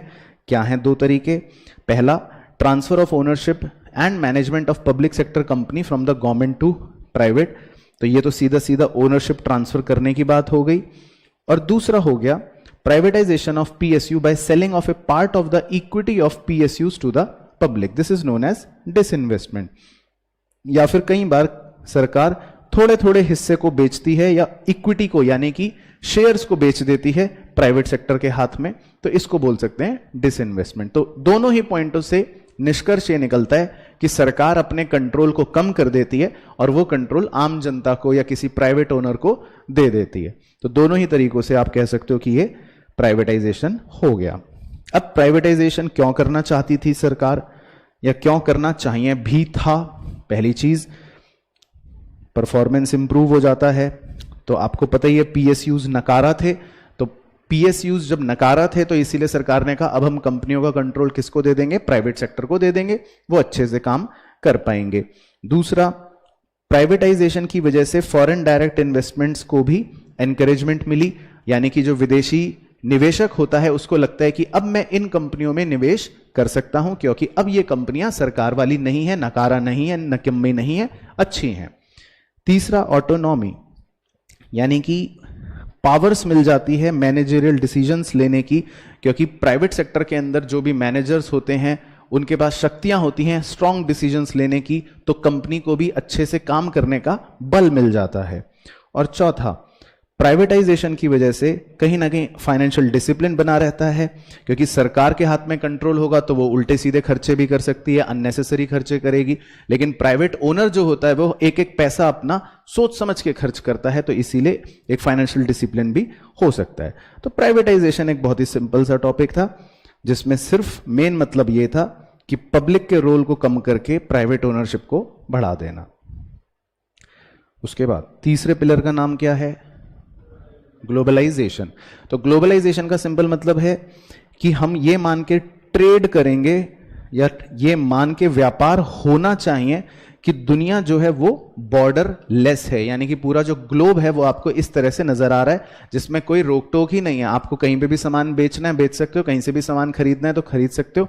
इस चीज को कहते हैं इंटीग्रेट कर देना देश की इकोनॉमी को बाकी दुनिया के साथ। तो that is known as globalisation, यानी कि अपने देश की इकोनॉमी को बाकी दुनिया के साथ जोड़ लेना। तो ग्लोबलाइजेशन भी एक सिंपल प्रोसेस है, तो यही यहां पर आपको दे रखा है। अब ग्लोबलाइजेशन से ही एक बहुत ही सब टॉपिक जन्म ले लेता है जिसका नाम है आउटसोर्सिंग। आउटसोर्सिंग का मतलब होता है कि भाई आप अगर कोई काम अपने ही देश में नहीं कर पा रहे और आपको वो काम करवाने के लिए किसी बाहर के देश की मदद लेनी पड़ रही है, वहां के लोगों की मदद लेनी पड़ रही है, तो आप ऐसा अब कर सकते हो, क्योंकि अब ग्लोबलाइजेशन के जमाने में कोई रोक टोक नहीं है। आपको अगर यूएस के लोगों की सहायता चाहिए तो आप उनको हायर कर सकते हो। तो ग्लोबलाइजेशन का सबसे बड़ा आउटकम जो था वो था आउटसोर्सिंग। तो इसमें एक देश के लोग दूसरे देश की कंपनियों में काम करते हैं या उनकी मदद करते हैं। इसके बहुत से और या इसके बेस्ट प्राइम एग्जांपल्स आपने भारत में भी देखे, जिसको आप बीपीओ बोलते हो। तो बहुत सारी ऐसी मल्टीनेशनल कंपनीज हैं जिन्होंने अपने काम को आउटसोर्स कर दिया इंडिया के अंदर। तो जैसे उसके उदाहरण है कॉल सेंटर्स। तो बहुत सारे यूएस या यूके की कंपनियों के कॉल सेंटर भारत में भी हैं और आपके हो सकता है कोई जानकार उनमें काम भी करते हों। तो call centre is the best example for outsourcing. फिर एक छोटा सा टॉपिक और है कि जब ग्लोबलाइजेशन आया, यानी कि ये तय हुआ कि सारी दुनिया में ट्रेड जो है वो खुल के होना चाहिए, तो एक ऐसे ऑर्गेनाइजेशन की भी जरूरत पड़ी जो इन सबको मैनेज कर सके। तो WTO आपने नाम सुना होगा, वर्ल्ड ट्रेड ऑर्गेनाइजेशन। उसका जन्म हुआ 1995 में, जिसने GATT को क्या कर दिया, रिप्लेस कर दिया। तो पहले एक general agreement for trade and tariff हुआ करता था, जिसमें कुछ देश मिलजुल कर कहते थे कि हम आपस में व्यापार करेंगे, लेकिन उसको और ज्यादा एक अच्छा रूप दे दिया WTO के तौर पे। तो WTO के कुछ ऑब्जेक्टिव्स क्या थे कि भाई दो देशों या बहुत सारे देशों के बीच में स्मूथली ट्रेड हो जाए, कोई बैरियर ना हो, इसके अलावा वो उन सारे ट्रेड को एडमिनिस्टर कर सके। इसके अलावा अगर देश को या दुनिया को अपने रिसोर्सेज को प्रोटेक्ट करना है, वातावरण को प्रोटेक्ट करना है, तो WTO इसका भी ध्यान रखता है। और साथ ही साथ WTO कुछ रूल्स बना देता है जिसके तहत देशों के बीच में आपस में स्मूथली ट्रेडिंग हो सकती है। तो WTO का रोल है कि सारे देशों के बीच में अच्छे से ट्रेडिंग हो सके। अब इकोनॉमिक रिफॉर्म्स के कुछ ऐसे पॉइंट्स जो ये कहते हैं कि हां, इकोनॉमिक रिफॉर्म्स का फायदा हुआ, यानी कि arguments in favour of economic reforms. तो आपको लगता है कि इकोनॉमिक रिफॉर्म से फायदा हुआ, तो आप कहोगे हां, हमें लगता है इकोनॉमिक रिफॉर्म से फायदा हुआ। क्यों? क्योंकि इन्फ्लेशन कंट्रोल हो गया, क्योंकि फॉरेन इन्वेस्टमेंट्स का इनफ्लो बढ़ गया, क्योंकि फॉरेन एक्सचेंज रिजर्व्स हमारे बढ़ गए, क्योंकि प्राइवेट का रोल बढ़ गया, क्योंकि हमारे इकोनॉमिक ग्रोथ में भी तेजी आ गई, क्योंकि हमारे एक्सपोर्ट्स में भी बढ़ोतरी हो गई। तो मतलब कुछ ऐसे पॉइंट्स थे जो आप कह सकते हो कि हाँ, इकोनॉमिक रिफॉर्म से फायदा हुआ। लेकिन जहां पर सिक्के का एक पहलू है हेड, तो दूसरा पहलू टेल भी है। कई लोगों ने क्रिटिसाइज भी करा कि नहीं नहीं नहीं, इकोनॉमिक रिफॉर्म से कोई फायदा नहीं हुआ। क्यों नहीं हुआ? क्योंकि इकोनॉमिक रिफॉर्म्स जो है उसकी वजह से कुछ सेक्टर्स तो ठीक है बढ़ गए, लेकिन एग्रीकल्चर सेक्टर जो है वो काफी ज्यादा नेग्लेक्ट हो गया। और आज भी हमारे देश का मेजॉरिटी लोग एग्रीकल्चर सेक्टर पर डिपेंडेंट है, तो ये तो बड़ा बुरा हुआ इकोनॉमिक रिफॉर्म्स की वजह से। इसके अलावा कई लोगों ने यह भी कहा कि इंडस्ट्रियल सेक्टर में जो रिफॉर्म्स आए वो उल्टा स्लो डाउन कर गए हमारी रफ्तार को, क्योंकि अब लोगों ने फिर बाहर से चीप इंपोर्टेड गुड्स खरीदना शुरू कर दिया। तो पता चला अपने ही देश का प्रोडक्शन फिर कम हो गया। लोगों ने सोचा कि अब तो हम सब कुछ बाहर से ही खरीद लेंगे सस्ता सस्ता, जैसे आपने भी चाइना से सामान खरीदना शुरू कर दिया। तो कई लोगों ने कहा कि इससे हमारा इंडस्ट्रियल सेक्टर को भी नुकसान हुआ। फिर बहुत से लोगों ने यह भी क्रिटिसाइज करा कि भाई ग्रोथ बढ़ी, ठीक है, बहुत जरूरी और अच्छी बात है, लेकिन जितनी रफ्तार से ग्रोथ बढ़ी उतनी रफ्तार से एम्प्लॉयमेंट तो नहीं बढ़ा। इसको बोलते हैं जॉबलेस ग्रोथ। तो कई लोगों ने इसलिए भी क्रिटिसाइज करा कि हमारा जीडीपी तो बढ़ रहा था थोड़ा थोड़ा, लेकिन अनएम्प्लॉयमेंट तो उससे भी तेजी से बढ़ रहा था। तो इस ग्रोथ का फायदा ही क्या जब लोगों को नौकरियां नहीं मिल रही। तो इस पॉइंट को लेकर भी कई लोगों ने क्रिटिसाइज करा। साथ ही साथ कई लोगों ने टैरिफ पॉलिसी या टैक्स पॉलिसी को लेकर भी सरकार को क्रिटिसाइज करा कि भाई आपने टैक्स कम कर दिया, आपने सोचा लोग ज्यादा टैक्स देंगे, लेकिन हुआ ऐसा कुछ भी नहीं। उल्टा लोगों ने टैक्स जब कम हो गया तो और टैक्स नहीं दिया, लोग खुश हो गए कि चलो अब तो हमारे भी पैसे बच गए। तो कई लोगों ने सरकार को इस पॉइंट को लेकर भी क्रिटिसाइज करा। इसके अलावा कई लोगों ने डिसइन्वेस्टमेंट के डिसीजन को लेकर क्रिटिसाइज करा। लोगों ने कहा कि इन्होंने तो भ्रष्टाचार करा है, इन्होंने तो अपनी PSU कंपनी को सस्ते दामों में किसी प्राइवेट ओनर को बेच दिया, तो लोग तो भाई कुछ भी करो पत्थर मारेंगे ही। तो खैर ये सब पॉइंट्स है जिनकी वजह से लोगों ने क्या करा, क्रिटिसाइज करा। तो क्लियर हो गई कहानी। इसके बाद दो अलग टॉपिक्स हैं जो हम और डिस्कस करेंगे। पहले टॉपिक का नाम है GST। तो GST के बारे में मैं आपको बेसिक चीजें बता देता हूं, हालांकि आपको पता होगा क्योंकि आप होनहार और होशियार बच्चे हो। तो GST के बारे में मैं वैसे ही बता देता हूं। गुड्स एंड सर्विस टैक्स जो है इसका जन्म कैसे हुआ? पहले भारत के अंदर बहुत सारे नाना प्रकार के इनडायरेक्ट टैक्सेस हुआ करते थे। तो सरकार कई सालों से सोचती थी कि भाई एक आम आदमी को इतने सारे अलग अलग इनडायरेक्ट टैक्स पे करने पड़ जाते हैं, तो क्यों ना हम एक ऐसा टैक्स स्ट्रक्चर बनाएं कि ये सारे टैक्सेस मर्ज होके एक ही टैक्स बन जाएं। तो सरकार ने एक नारा दिया, वन नेशन वन टैक्स, कि जब देश एक है तो अलग अलग टैक्सेस क्यों। तो सरकार की कोशिश एक दिन रंग लाई और बहुत सारे इनडायरेक्ट टैक्सेस मर्ज होके एक में बन गए, जिसका नाम पड़ गया गुड्स एंड सर्विस टैक्स। अब गुड्स एंड सर्विस टैक्स में आपने क्लास 11th में क्या पढ़ा था वो भी एक बार आपको याद दिलवा देता हूं। उसमें आपने ये पढ़ा था सिंपल सा पॉइंट कि गुड्स एंड सर्विस टैक्स जो सामान बेचने वाला व्यक्ति लगाता है और सामान खरीदने वाला व्यक्ति पे करता है, उसको दो कैटेगरीज में हम डिवाइड कर सकते हैं। अगर आप अपना उत्तर प्रदेश से सामान बेच रहे हो और उत्तर प्रदेश में ही बेच रहे हो, तब कौन सा टैक्स लगाते हैं? वेरी गुड, तब लगता है CGST यानी सेंट्रल GST और स्टेट GST। लेकिन अगर आप अपना उत्तर प्रदेश से सामान किसी और स्टेट में यानी मध्य प्रदेश में बेच रहे हो, यानी आप इंटर स्टेट सेल कर रहे हो, तब कौन सा जीएसटी लगता है? Integrated GST. तो ये था जीएसटी का बेसिक कॉन्सेप्ट जो आपने कक्षा 11वीं में पढ़ा था। अब जीएसटी के सर कितने रेट्स होते हैं सर? तो जीएसटी के होते हैं जी कुल मिलाकर 5 अलग अलग रेट्स।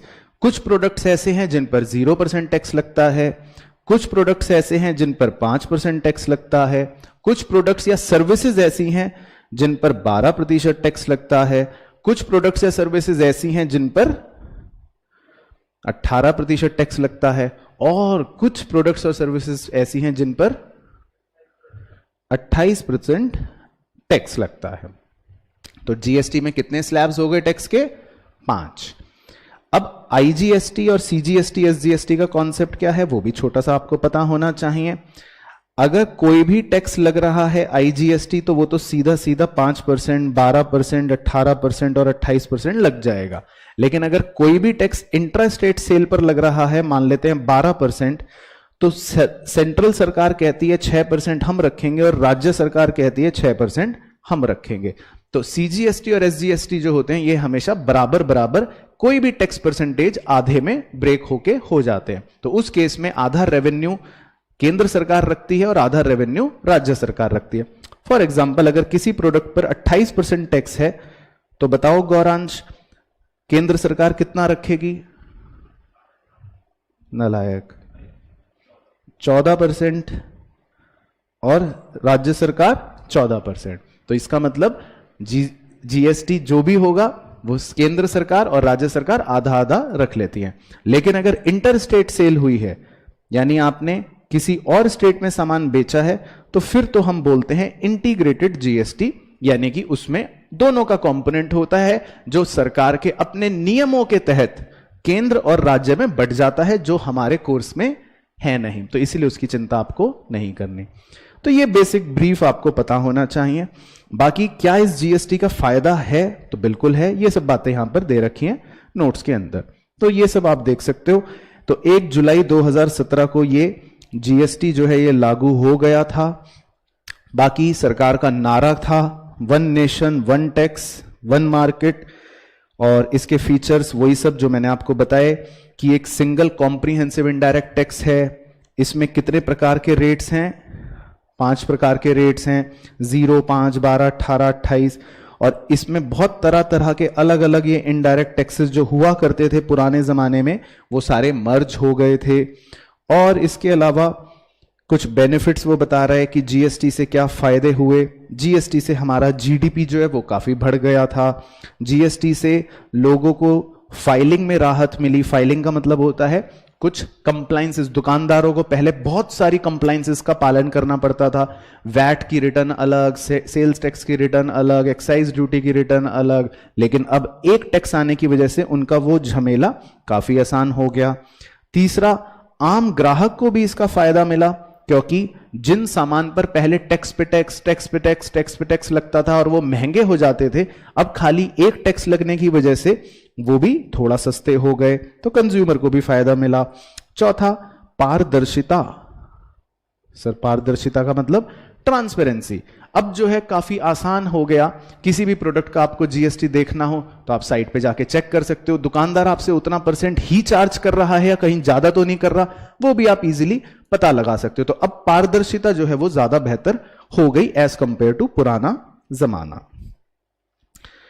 उसके बाद जी दूसरा टॉपिक, जब आप छोटे बच्चे थे पापा ने आपको लाइन में लगवाने के लिए भेज दिया था। 8 नवंबर 2016 का दिन आपको याद ही होगा। तो उस दिन हुआ था डीमोनेटाइजेशन। तो डीमोनेटाइजेशन की कहानी तो आपको याद ही है कि उसमें 500 और 1000 के जो हमारे नोट थे यानी कि जो करेंसी थी, उनको मोदी जी ने कह दिया था कि ये आज रात 12 बजे से लीगल टेंडर नहीं रहेंगे। तो लीगल टेंडर नहीं रहेगा का मतलब ये हो गया कि वो ऑफिशियल रूप से अब करेंसी के तौर पे देश में नहीं चल सकते। तो ये सब कहानियां आपको वैसे पता ही है। तो ऐसा होते ही 86% पैसा जो सर्कुलेशन में था वो क्या हो गया? तुरंत इनवैलिड हो गया। इसका मतलब हमारे सर्कुलेशन में जो पैसे थे, जो करेंसी नोट्स थे, वो 86% 500 या 1000 के ही नोट थे। तो इस डीमोनेटाइजेशन की वजह से 86% पैसा एकदम से इनवैलिड हो गया। तो अब डीमोनेटाइजेशन ने हमारी इकोनॉमिक एक्टिविटीज को बुरी तरह प्रभावित करा। क्या आप इससे सहमत हैं? तो पढ़ लेते हैं कि क्या हम सहमत हैं या नहीं हैं। तो हालांकि इसका कोई यस और नो का आंसर नहीं है, लेकिन हाँ कुछ पॉइंट्स हैं जो हमें पता होने चाहिए कि भाई डीमोनेटाइजेशन की वजह से क्या बातें हुई। तो भाई हमारी इकोनॉमी जो है वो धीरे धीरे कैशलेस या कह सकते हैं कैश लाइट इकोनॉमी बन गई। ये तो सबने आपने देखा ही होगा। तो जो चीजें पहले आप कैश में खरीदा करते थे, अपने घर से निकलते थे धनिया खरीदने 10 रुपए का नोट लेकर, वही आपने अब पेटीएम से या ऑनलाइन करने तरीकों से खरीदना शुरू कर दिया। तो कैश लेस तो नहीं कह सकते हम अभी पूरी तरह से, लेकिन कैश लाइट इकोनॉमी तो अवश्य हमारी हो गई, क्योंकि लोगों ने कैश को थोड़ा कम रखना शुरू कर दिया। इसके अलावा जब पापा ने आपको कहा कि जाओ बेटा लाइन में लग जाओ, तो ऐसे बहुत सारे बच्चे लाइन में लगे, आप भी लगे। तो आप सब ने अपने अपने पैसे को कहां जमा कर दिया? बैंक में जमा कर दिया। तो जब इतने सारे लोगों ने अपना पैसा बैंक में जमा कर दिया, तो देश के फाइनेंशियल सिस्टम में सेविंग्स का अमाउंट एकदम से क्या हो गया होगा? बढ़ गया होगा। तो यही बात यहां पे लिखी है। इसके अलावा जो लोग पहले टैक्स की चोरियां करा करते थे, अचानक से जब पता चला कि भाई ये तो 500 और 1000 के नोट अब वैलिड ही नहीं है, यानी कि जिन लोगों ने टैक्स चोरी कर करके अपने तकिए के नीचे 1000 के नोट छुपा रखे थे, बाथरूम की टाइल्स में दबा रखे थे, तो वो सारे नोट तो अब बेकार हो गए। तो इस डिसीजन से बहुत ज्यादा जो टैक्स की चोरी हुई थी या हो रही थी उसको भी एक ब्रेक लग गया, यानी कि चेक ऑन टैक्स इवेजन। इसके अलावा कुछ लोगों ने तो सरकार को खुद ही डिक्लेयर करा कि सरकार ये हमारे पास कुछ ब्लैक मनी है, तो प्लीज आप हमसे जो भी पेनल्टी लेना चाहते हो ले लो, लेकिन ये पैसे हमारे कहीं मर ना जाएं। तो इससे भी सरकार को थोड़ा एडिशनल फायदा हो गया। तो बहुत सारे लोगों ने अपनी खुद ही ब्लैक मनी को डिक्लेयर कर दिया सरकार के आगे कि ये हमारे पास 500 करोड़ है या ये हमारे पास 30 करोड़ है, तो आप इस पर जो भी पेनल्टियां लेनी है ले लो, लेकिन ये पैसे हमारे पक्के कर दो। तो ये भी सरकार को थोड़ा सा फायदा मिला। और कहीं ना कहीं करप्शन पर भी आप कह सकते हो कि इसकी मार पड़ी, क्योंकि पहले आप 500 रुपए 1000 रुपए दे देते थे, पुलिस वाले को भी रिश्वत दे देते थे, लेकिन जब वो नोट ही बंद हो गए और लोगों ने कैश रखना भी कम कर दिया, सारा पैसा तो बैंक में जमा हो गया, तो थोड़ा सा इससे रिश्वतखोरी भी क्या हो गई? कम हो गई। तो ये पॉइंट्स जो है ये हमें पता होने चाहिए। बाकी यही सब इनके इंपैक्ट्स भी हैं डीमोनेटाइजेशन के। तो बैंक डिपॉजिट्स बढ़ गए, लोगों ने बचत जो करनी थी वो बढ़ गई, प्राइवेट वेल्थ जो है वो डिक्लाइन हो गई है ना भाई, सबका घर का पैसा कम हो गया। इसके अलावा पब्लिक सेक्टर पे कह रहे हैं कोई ज्यादा इफेक्ट नहीं पड़ा। हम डिजिटलाइजेशन के जमाने में आ गए, हमने ऑनलाइन ये वो यूज करना शुरू कर दिया। रियल एस्टेट के दाम घट गए, क्योंकि रियल एस्टेट में पहले कैश काफी यूज होता था, तो जब कैश ही कम हो गया लोगों के पास तो रियल एस्टेट में दाम बहुत घट गए। इसके अलावा सरकार का जो टैक्स कलेक्शन था वो भी बढ़ गया। तो ये सारे पॉइंट से डीमोनेटाइजेशन से संबंधित। तो पूरी कहानी पिक्चर क्लियर सब बच्चों को? हमारे चैप्टर का नाम है पॉवर्टी, मतलब गरीबी। बहुत ही सिंपल चैप्टर है और बहुत ही प्रैक्टिकल चैप्टर है, मतलब सारी चीजें आप लिंक कर सकते हो अपने आसपास के जीवन से, अपनी इंडियन इकोनॉमी से। तो पॉवर्टी का मतलब क्या? पॉवर्टी एक ऐसी सिचुएशन जिसमें इंसान के पास 5 चीजों की मिनिमम रिक्वायरमेंट भी पूरी करने की क्षमता नहीं। खाना, कपड़ा, घर, शिक्षा और सेहत, यानी कि फूड, क्लोथिंग, हाउसिंग, एजुकेशन और हेल्थ। अब इसके बाद सबसे पहला टॉपिक था कि भाई कुछ ऐसे कॉमन कैरेक्टरिस्टिक्स जो हर गरीब परिवार में देखे जाते हैं। पहला, उनकी फैमिलियां बहुत बड़ी होती हैं, large family. Ladder A, absence of electricity और वाटर, इनके पास उचित बिजली और पानी की भी सुविधा नहीं होती। उसके बाद D, deficiency of health facilities, इनको उचित सेहत से जुड़ी हुई या हेल्थ सुविधाएं भी बिल्कुल नहीं मिल पाती, बहुत कमी होती है। उसके बाद दोबारा डी, डेट ट्रैप, ये लोन के जाल में फंसे रहते हैं, क्योंकि एक लोन को चुकता करने के लिए दूसरा लोन लेते हैं, दूसरे को चुकता करने के लिए तीसरा लोन लेना पड़ जाता है। ई, इकोनॉमिक अपॉर्चुनिटियां भी इनके पास बहुत कम होती हैं, और उसका मेन कारण है, मूल कारण है लिटरेसी का कम होना। जब पढ़ेंगे नहीं, लिखेंगे नहीं, यानी स्किल्स कम होंगी, तो उनको अच्छी नौकरियां भी नहीं मिल पाएंगी। और आर, रोल ऑफ हंगर या मैल न्यूट्रिशन, यानी कि गरीब परिवारों में अक्सर ये देखा गया है कि जो लोग होते हैं वो मैल न्यूट्रिशन का शिकार होते हैं, क्योंकि वो कई कई दिनों तक प्रॉपर फूड नहीं लेते। फिर आते हैं जी कि गरीबी के कारण क्या हो सकते हैं। तो हमने 8 अच्छे कारण पढ़ लिए थे। जनसंख्या का बहुत ज़्यादा बढ़ना या इकोनॉमिक डेवलपमेंट, एग्रीकल्चर या इंडस्ट्रियल सेक्टर में कम होना, या एग्रीकल्चर का हमारे देश में जो खराब स्थिति है वो भी भारत में गरीबी का एक कारण है, क्योंकि ज़्यादातर फार्मर्स या ज़्यादातर लोग आज भी एग्रीकल्चर सेक्टर में इन्वॉल्व हैं। इसके अलावा चौथा फैक्टर ये कि लिटरेसी रेट बहुत कम है या इलिटरेसी रेट बहुत ज़्यादा है। पांचवा फैक्टर ये बेरोजगारी, जब लोग काम ही नहीं करेंगे तो पैसा कैसे कमाएंगे, और पैसा नहीं कमाएंगे तो गरीब ही रहेंगे।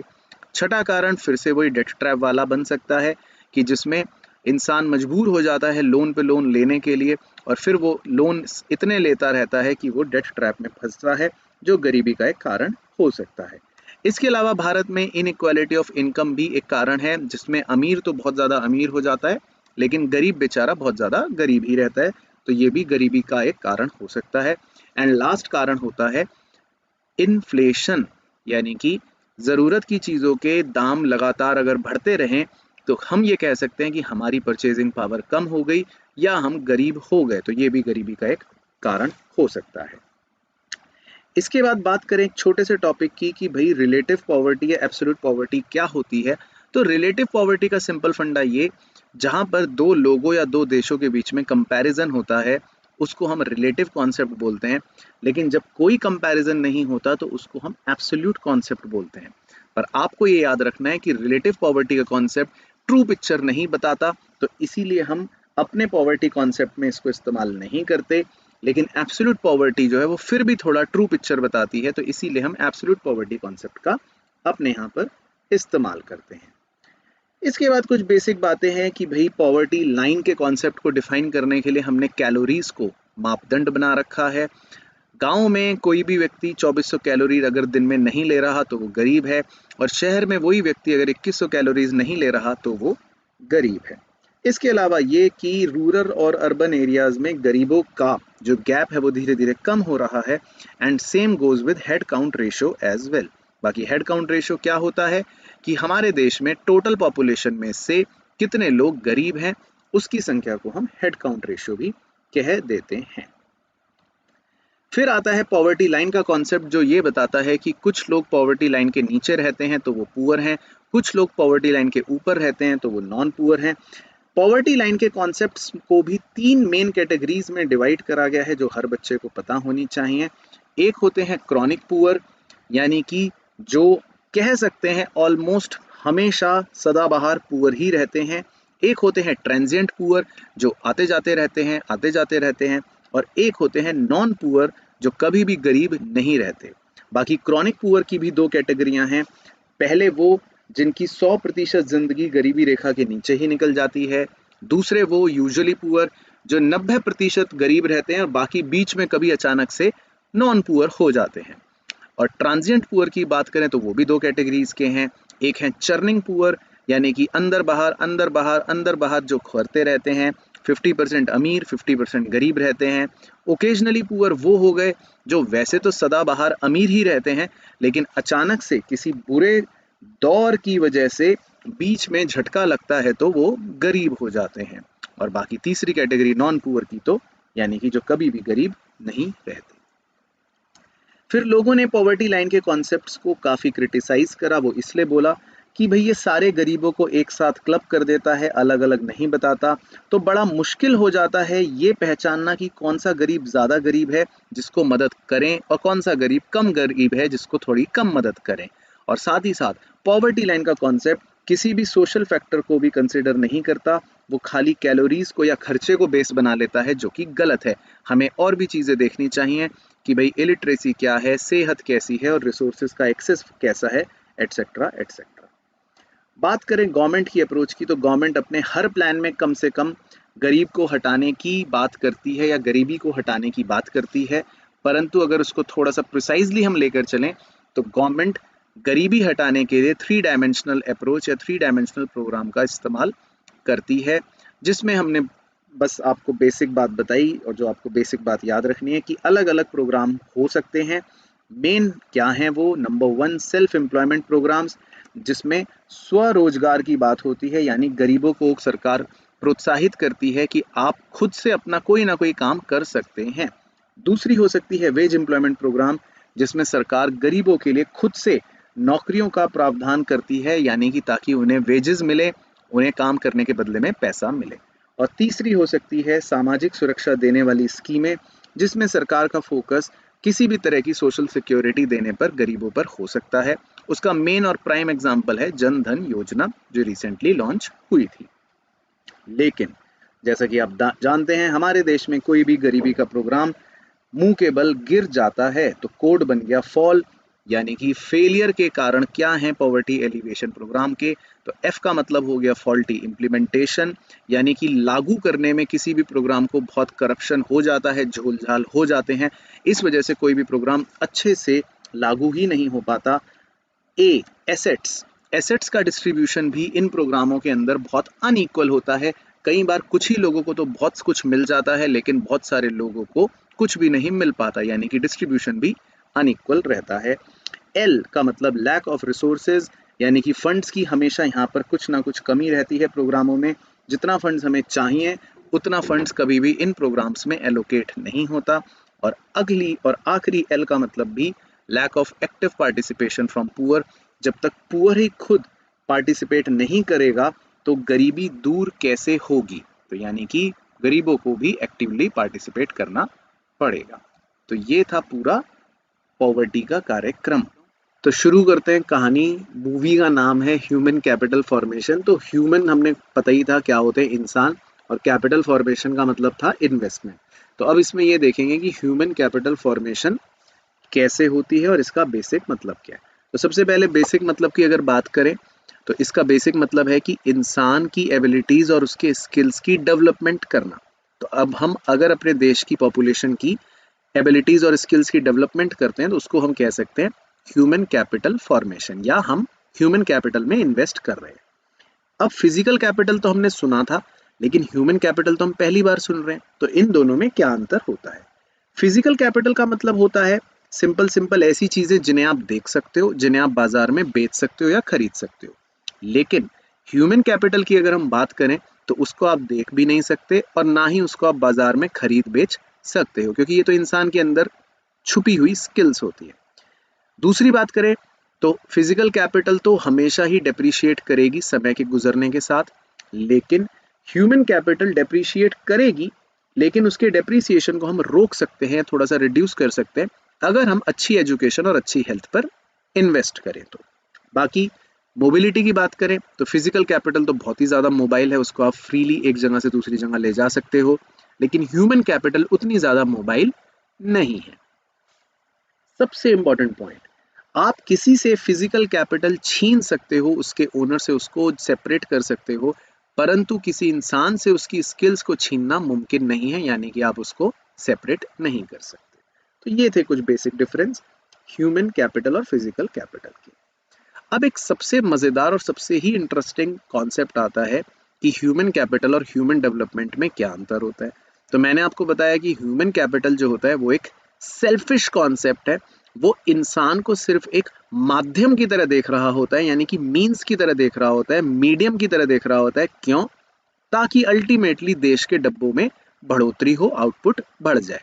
लेकिन ह्यूमन डेवलपमेंट जो कॉन्सेप्ट होता है वो लोगों को देखता है एक एंड की तरह, यानी कि वो अच्छा चाहता है सिर्फ लोगों का। वो चाहता है कि अच्छी एजुकेशन और अच्छी हेल्थ या अच्छी सुविधाओं से लोगों का भला हो, ना कि कोई प्रोडक्शन बढ़े। बात करें डिफरेंसेस की तो ह्यूमन कैपिटल एक थोड़ा सा नैरो कॉन्सेप्ट है, जबकि ह्यूमन डेवलपमेंट एक ब्रॉडर कॉन्सेप्ट है। मीनिंग ऑटोमेटिकली ऊपर कवर हो जाता है कि ह्यूमन कैपिटल सिर्फ लेबर प्रोडक्टिविटी को बढ़ाने पर जोर देता है, जबकि ह्यूमन डेवलपमेंट लोगों की ओवरऑल भलाई और उनकी लाइफ को अच्छा करने पर जोर देता है। फिर आता है जी सबसे इंपॉर्टेंट और पूरे चैप्टर का कह सकते हैं हार्ट, कि ह्यूमन कैपिटल को फॉर्म करने के क्या क्या सोर्सेज हो सकते हैं। तो इसको आप अपने ऊपर भी लागू कर सकते हो कि आपको अगर अपने लिए बेहतर करना है जीवन में तो आपको कौन से खर्चे करने पड़ेंगे। तो सबसे पहले आप अपनी सेहत का ध्यान रखोगे, क्योंकि जो इंसान सेहतमंद होगा वो ही देश के प्रोडक्शन में ज़्यादा अच्छा योगदान भी दे सकता है एज कंपेयर टू बीमार व्यक्ति। बात करें मेडिसिन की तो दो प्रकार की मोटी मोटी मेडिसिन होती हैं। एक प्रिवेंटिव वाली जो चीज़ों को या बीमारियों को रोकने के लिए दी जाती हैं जैसे वैक्सीनेशन, एक क्यूरेटिव वाली जो बीमारियों को ठीक करने के लिए दी जाती हैं, जैसे कि आप किसी भी इलनेस में दवाई लेते हैं। सोशल मेडिसिन एक टर्मिनोलॉजी है, उसका मतलब होता है कि लोगों में हेल्थ लिटरेसी को स्प्रेड किया जाए, यानी कि जागरूक करा जाए। तो पहला खर्चा हो गया सेहत पर। दूसरा खर्चा हम मान सकते हैं ट्रेनिंग पर, जिसके बारे में थोड़ा थोड़ा आपने बिजनेस स्टडीज में पढ़ रखा है। ट्रेनिंग हमारे एम्प्लॉयज़ की होती है, वो ऑन द जॉब भी हो सकती है, वो ऑफ द जॉब भी हो सकती है, पर किसी भी तरह की ट्रेनिंग से हमारे वर्कर्स की स्किल और एफिशिएंसी बढ़ती है। तो जब स्किल और एफिशिएंसी बढ़ती है तो अल्टीमेटली देश में प्रोडक्शन और प्रोडक्टिविटी भी बढ़ती है। देन तीसरा जो मेन खर्चा हम करते हैं वो करते हैं जानकारी जुटाने पर, यानी इंफॉर्मेशन पर। अब इंफॉर्मेशन किस चीज से रिलेटेड हो सकती है? किसी भी चीज से रिलेटेड हो सकती है। आपको अपने अगर कॉलेज के एडमिशन के लिए भी अगर कोई इंफॉर्मेशन लेनी है ताकि आप अपने भविष्य को उज्जवल बना सकें, तो उसके लिए भी आपको कुछ ना कुछ खर्चा करना पड़ता है। चाहे आप इंटरनेट का खर्चा करें, चाहे आप कॉलेज के ऑफिस में जाने के लिए मेट्रो की टिकट का खर्चा करें, या आप घर वापस आते समय रिक्शा में आए तो रिक्शे वाले को आपने पैसे दिए, वो खर्चा करें। तो जानकारी जुटाने के लिए जो भी आप खर्चा करते हैं, दैट इज ऑल्सो ए खर्चा related to human capital formation. इसके अलावा चौथा खर्चा आप करते हैं एक अच्छी अपॉर्चुनिटी की सर्च में, जिसको बोलते हैं माइग्रेशन का खर्चा। तो चाहे आप गांव से शहर जा रहे हों तो बस में जाएंगे तो बस का खर्चा करेंगे, चाहे आप अपने देश से किसी और देश में जा रहे हों अच्छी अपॉर्चुनिटी के लिए, तो भी आप अपने कुछ खर्चे करेंगे, और साथ ही साथ आपकी कॉस्ट ऑफ लिविंग या अदर चीज़ों के खर्चे भी माइग्रेशन से बढ़ेंगे। तो ये सारे खर्चे भी माइग्रेशन के इसी में कवर हो जाते हैं। और पांचवा और सबसे इम्पॉर्टेंट और सबसे बड़ा खर्चा जो आप बचपन से करते चले आ रहे हो वो है एजुकेशन पर, क्योंकि आपकी स्किल्स डेवलप होंगी, आपकी एबिलिटीज डेवलप होंगी कब? जब आप अपनी एजुकेशन पे अच्छा खर्चा करेंगे, अच्छी एजुकेशन लेंगे तो आपको अच्छी स्किल्स मिलेंगी, और एक अच्छा पढ़ा लिखा व्यक्ति जाहिर सी बात है देश के इकोनॉमिक डेवलपमेंट में ज़्यादा योगदान देगा एज कंपेयर टू कोई अनपढ़ या कम पढ़ा लिखा व्यक्ति।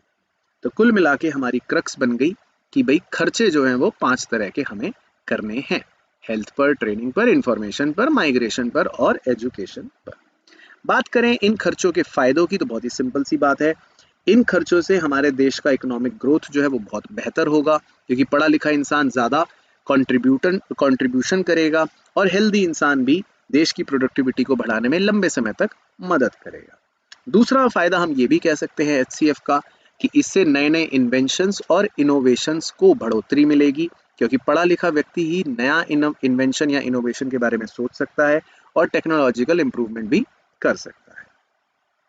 और जाते जाते हमने ये भी पॉइंट सीख लिया कि अगर हम सीधा ये कह दें कि ह्यूमन कैपिटल होने से तो पक्का पक्का इकोनॉमिक ग्रोथ होगा ही, तो ये बड़ा मुश्किल है, क्योंकि हम ऐसा डायरेक्ट रिलेशन लिखना या बोलना नहीं कर सकते।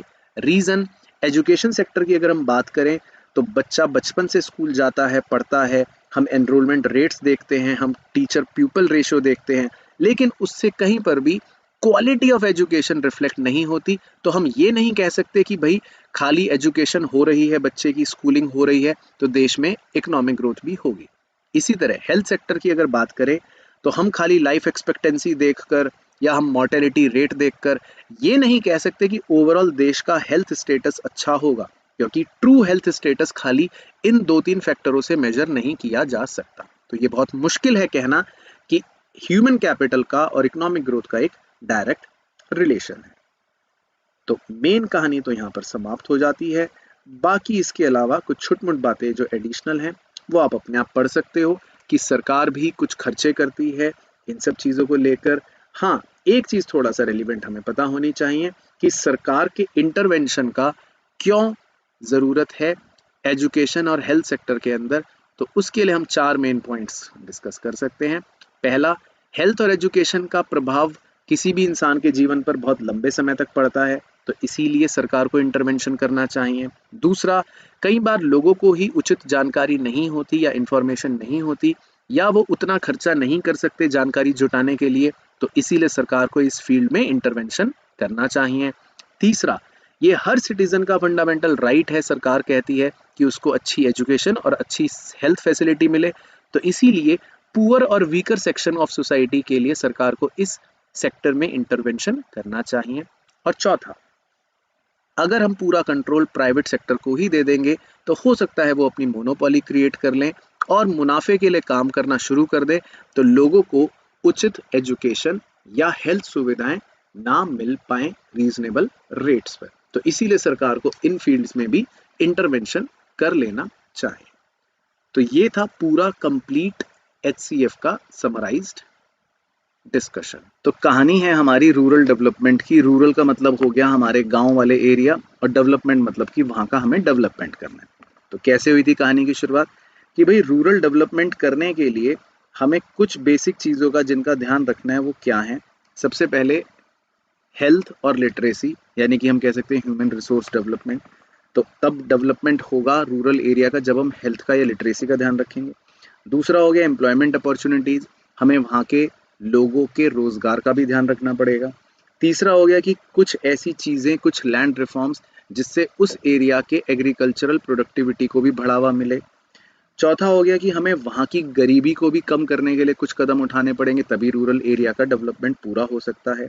और आखिरी, इंफ्रास्ट्रक्चरल सुविधाएं जो भी हैं वो और बेहतर होनी चाहिए, चाहे ट्रांसपोर्ट को लेकर हो, चाहे क्रेडिट को लेकर हो, चाहे रोड्स को लेकर हो। वो सारी चीज़ें भी जब अच्छी होंगी तो ऑटोमेटिकली रूरल एरिया का डेवलपमेंट होगा। अब बात करते हैं हम उनमें से एक टॉपिक की कि भाई रूरल एरियाज में या रूरल डेवलपमेंट में क्रेडिट की इंपॉर्टेंस क्या है, पैसे की क्या इंपॉर्टेंस है।